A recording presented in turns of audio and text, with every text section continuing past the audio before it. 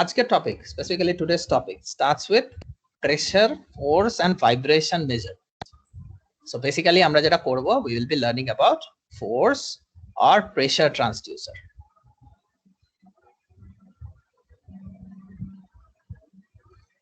It is a special type of transducer which takes as an input pressure or force.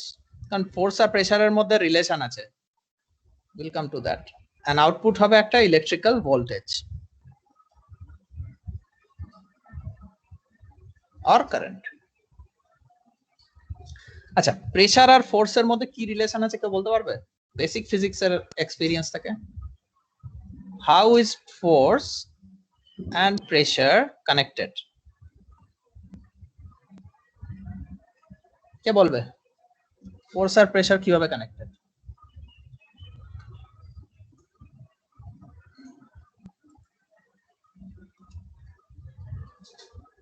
চাক বাবা, এত চুপ কেন?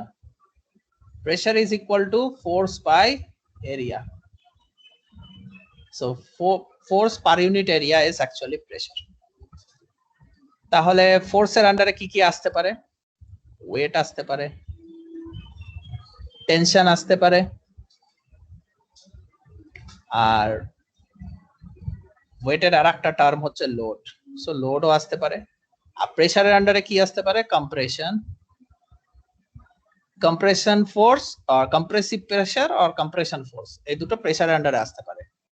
তো all of this, force, weight, tension, load, pressure, compression, it will go into force or pressure transducer, and the output will be electrical voltage or current. That means an electrical signal will be outputted.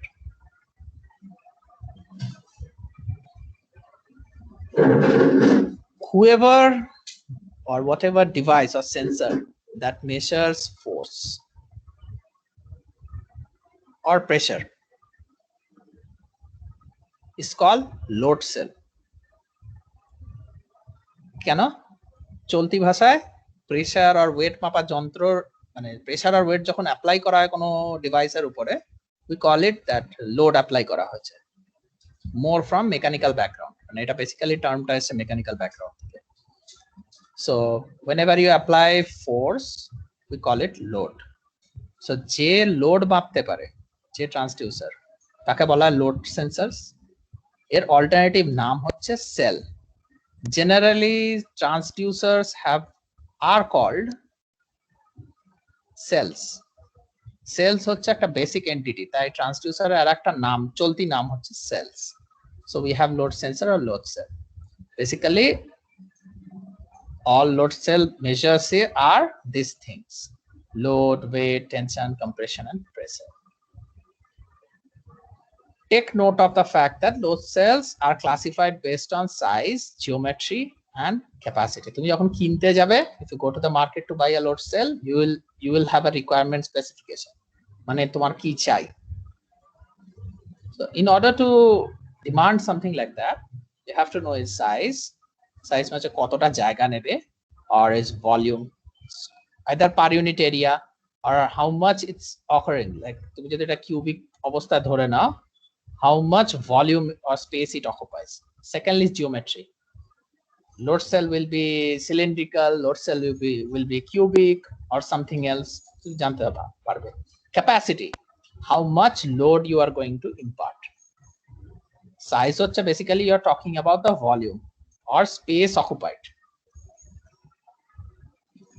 Geometry means how it looks, and capacity means what's the maximum input load is up it can tolerate.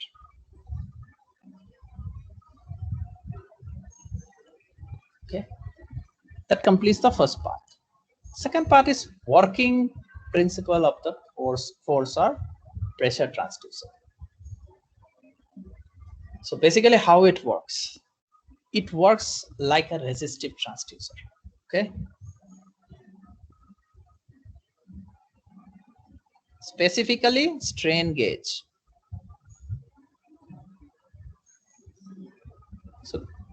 how is pressure or force converted using a strain gauge? What actually happens in a strain gauge is you have a wire. If you apply a force outward, the wire will elongate. And that elongation, so suppose you apply a force like this, the wire will elongate. So R is equal to rho into L by A. So resistance of the wire is proportional to length. If you apply force outward and expand the wire's length, the resistance will increase. So more the length, the more will be the resistance. Hence, if you want to expand the wire more and more, you will be applying more force. That will cause its length to increase. So more force means more length or expansion and proportionately more resistance. So if you measure the resistance, you will find that resistance is proportional to force. That is how a strain gauge converts pressure or force into electrical resistance variation, and that if you apply a voltage, you'll get a current variation. First of all, you must know that load cell actually uses a strain gauge. That's the core. And how the strain gauge looks like? It looks like a zigzag wire. You see this? These things are actual strain gauge. You can apply compressive pressure from this angle, like vertically you apply force. What will happen when you press on a wire, the wire tends to flatten out, mane chapta hoye jay, and that causes it to elongate on the other side. Keno? Volume is equal to area into length. So tumi jodi length take chepte dao, if you compress it, sorry, if tumi jodi area, this top area take chepte dao, so you are trying to compress it, volume remains fixed. That means the length will increase. Karon A into area into length will remain the same. এখানে দেখো নিচে দেয়া আছে এরকম zigzag pattern A you have a connector say plus, you have another connector minus, এরকম pattern এ strain gauge টাকে arrange করা থাকে, and you apply force, ধরো স্ক্রিনের বাইরে থেকে ভেতরের দিকে force apply করছে, তো কি হচ্ছে, this individual strands tends to elongate under tensile. Tensile means তুমি বাইরের দিকে টানছো, compressive means you are pushing it inside. So tensile or compressive strain এর আন্ডারে ওরা কাজ করছে. Tensile strain or pulling strain, what it causes? Expansion of length. That causes increase in resistance. Compressive strain or pushing strain, it causes shorten of length, মানে lengthটা কমে যায়, and since resistance is proportional to length, resistance will decrease. Shapeটা মনে রাখো, the shape of the element, this strain element is zigzag. আর এই যে লেখা আছে polyimide film, why? কারণ এই মেটালটা, this metal, this black thing is the metal, it's a metal foil বলতে পারো. Since it's a foil, it's a very thin sheet of metal, it can easily break, and force apply করলে এটা ছিঁড়ে যেতে পারে, because it's as thin as paper, even thinner. So you need something to increase the durability or handling power. মানে এরকম তো হতে পারে না তুমি ফলটাকে নিয়ে এদিক ওদিক ঘুরে বেড়াতে পারছো. So what you will do is use a durable material.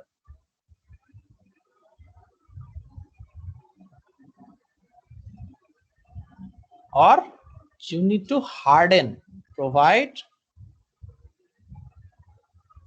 sturdy surface for this metal foil.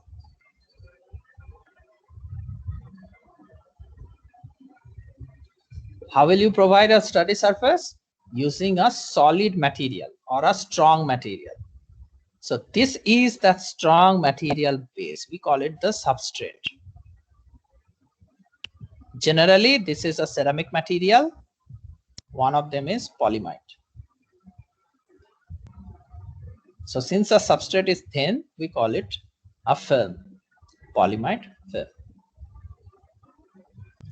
So there are ways, like if you pull this polyimide film, then it will cause expansion, or if you push, like compress it, it will cause contraction of this metal foil along with the film.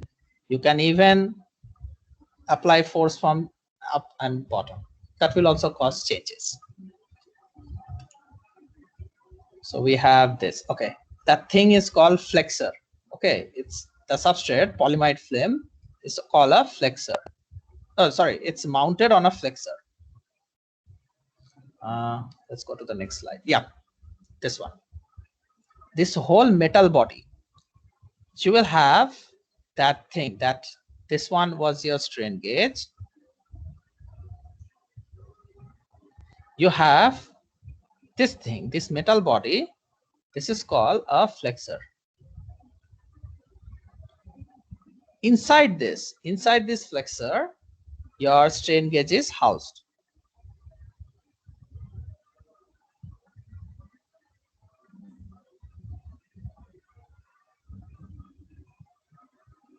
So where is it housed? It is generally housed here. Here you have one. This part you have one strain gauge, SG1. And here again, let me clear this.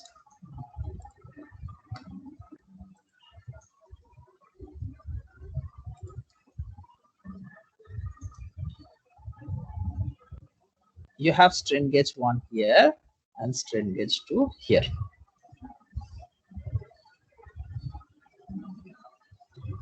Under stress, these are the strain gauge. They should be here. What is happening? The strain gauge will expand if the block moves out, and it will contract if the blocks move in. These are the strain position. This is where you will apply the force, either this way or that way. And this is the circuitry. You have one, you have two strain gauges forming a Wheatstone bridge. When a Wheatstone bridge is balanced, a Wheatstone bridge is basically 4 resistance element.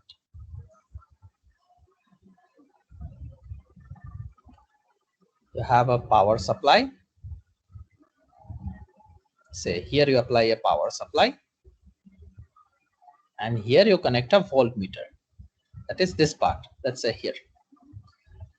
If all the 4 resistances are equal, this voltmeter will read 0 voltage. But when one of them, say for instance this one tends to be not equal to all 4, then it will generate some voltage. So a balanced Wheatstone bridge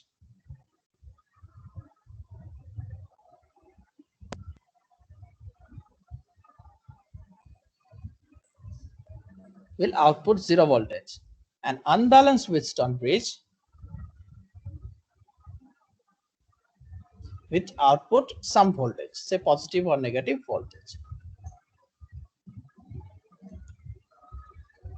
So what if you connect 2 strain gauges to 2 arms? So what will happen? When you apply force to the flexor, the strain gauges will have different resistances. Let's start with when there is no strain applied. When there is no strain applied, all the 4 resistances, that means both the strain gauges, strain gauge 1 and the strain gauge 2, will have same resistance under no strain or no load, since we are dealing with load, no load condition. And other 2 resistance are already equal. Let's say we put this as 1K, 1K. Then what will be the output? 0, since the bridge is balanced. Now when a load is applied, then immediately one of the strain gauge will have some resistance which is not equal to the other one. That is, both will have different. Maybe this one is higher and this one is lower resistance. Then the circuit will start producing a voltage. And corresponding to that voltage, you will have you can calculate your output. Now, that is the basic circuit arrangement. But there is one problem. The problem is the Wheatstone bridge outputs low voltage. So since the Lodestone bridge output low voltage, you will need something called a strain gauge bridge. Wheatstone bridge is also called bridge. So since it's outputting low voltage, our common instrument or common electronic circuit to produce a high voltage from a low voltage is amplifier. So you need a strain gauge bridge amplifier or a load cell signal conditioner. এটা মনে রাখো, this point.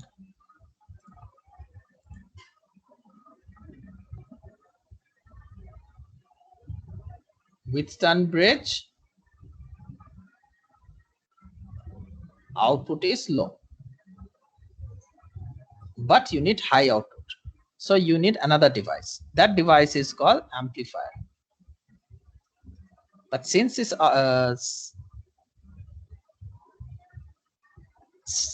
it is connected to a Wheatstone bridge, we will call this a bridge amplifier. And what is the purpose? It amplifies strain gauge's weak signal. So strain gauge bridge amplifier. Since this is a instrument or this is a say sensor, we also have another name for it. We can call this a conditioner. What it conditions? It conditions a signal. And since strain gauge is also called load cell, we can call this load cell signal conditioner. Well, this amplifier generally converts your weak signal output to a strong signal. But there is one more thing. This reading you will find everywhere. When you try to buy a sensor, you will find this one, millivolt per volt. I will come to this. This is very useful if you want to connect your strain gauge amplifier or strain gauge to your analog digital converter or to your computer. For the strain gauge amplifier have other purpose. We'll come to this unit later. Okay, for now, what are the duties served by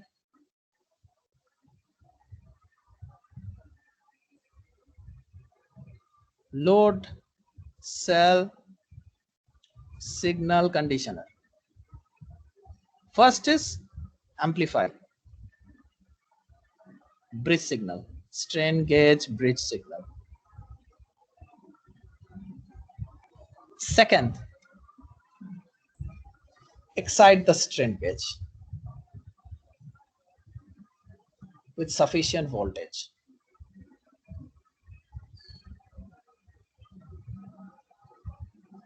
Third, it will get rid of noise. So it does noise filtering because all circuits have noise. And fourth purpose is it is a signal converter. Why? Let's say output signal converter. Why do you need conversion? Because not all signal can be accepted by all electronic devices. Let's say you have an ADC which works at 3.3 volt. Then obviously you cannot supply it with a strain gauge output which goes up to 5 volt. You need to convert it to a level of 3.3 volt. So that's one. Like this, you may need a digital output. Some of the ultrasonic transducers are nowadays providing digital output. Even we have load cells which are providing digital output. Now next is, what is the objective? We have amplified the voltage. The next objective you should keep in mind is your force must be proportional. Sorry, your output voltage from the strain gauge must be proportional to input force, because we are always interested in linear device. Another factor you should keep in mind, it will come up regularly, is sensor accuracy. How accurate is your sensor? That means how sensitive it is. Say you have 1 kg weight, you get a voltage say 3 volt from your sensor for 1 kg. For 1.1 kg, you get an output of say 3.1 volt. For 1.2 kg, you get an output of say 3.2 volt. But what about 1.09 kg? It seems, let's assume that it's still outputting 3.1 volt. That means your sensor is not able to measure variations of weight below 0.1, because when it's 1.09 and when it's 1.1, the output remains the same. So specifically, you can see that if your reading is above 0.1 kg, so your load is above 0.1 kg, then you are getting changes. But what about 0.05 kg? You're not getting anything. So your instrument is not that sensitive. But if you're designing a device that can measure those kind of weak load, then you need more sensitive device. That's where your sensor accuracy comes into question. The more accurately it can measure, or the more sensitive sensors can distinguish between two weights, even if their actual weight parameters are same, like very close. Like for instance, 0.01 kg. These are more accurate. These sensors are more accurate than 0.1 kg sensors. So be careful when you're buying them. So what are the advantages of transducers? The advantages of transducer are they are highly accurate, they are long-term reliable, and they come in different shapes and sizes. They are also cost-effective. I won't say cheap, but it's cost-effective. You can buy it. Strain gauge is not affected by temperature. This is one fact you should remember. They are affected by strain, but very few type of transducer are unaffected by temperature. It's bad if they get affected by temperature. Strain gauge is one of them. They don't get affected by temperature. They are available for measurement from 10 grams to 100,000 pounds. And these are the examples. High precision load cell. They are used in surgical robotics and up to aerospace. Mainly in aerospace, they have very sensitive strain gauges. They can be used in design of miniature force sensor. They can be used in rolling element bearing. Rolling elements are used in manufacturing, semiconductor manufacturing, packaging plants. They are used rolling elements. Their bearing employs a load cell to measure what is going on. Also, this automatic bottle filling machines, mineral water bottles, which are manufactured by automatic process. Those one. Seat belts also employ load cell. These are used in crash tests. All automatic vehicles, before they are put into market, they undergo crash test. Previously, there were human dummies used for them, but right now they use dummies and load cells to check the impact of accidents. Now comes the important question that I discussed before. What is millivolt per volt? Like this unit, MV per V. Generally, many transducer which use ratiometric measurement or potentiometric measurement, they require input voltages.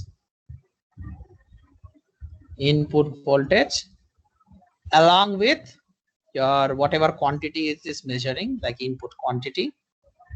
For strain gauge, it is pressure or load, and output voltage. This is your transducer.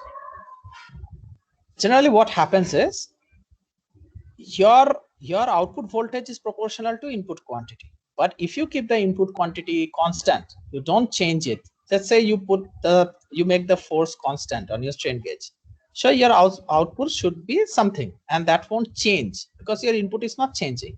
But it is seen that if you change the input voltage, your output voltage also change.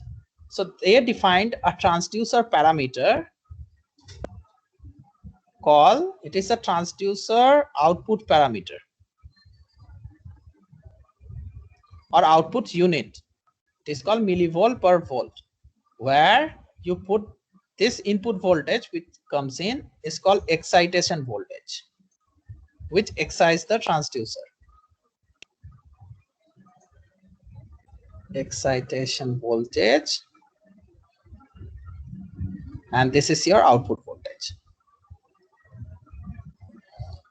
So if you express your output in this unit, like whatever is your actual voltage output, you divide it by the excitation voltage, then express it in millivolt per volt. Then your transducer output will remain the same. It will not change if your input physical quantity doesn't change. This is a normalized unit.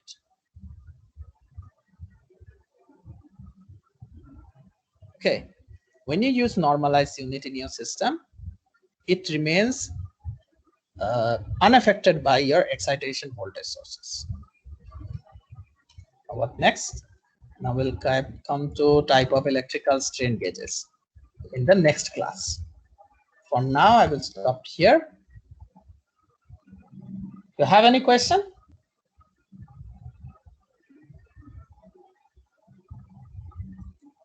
I guess you don't have questions.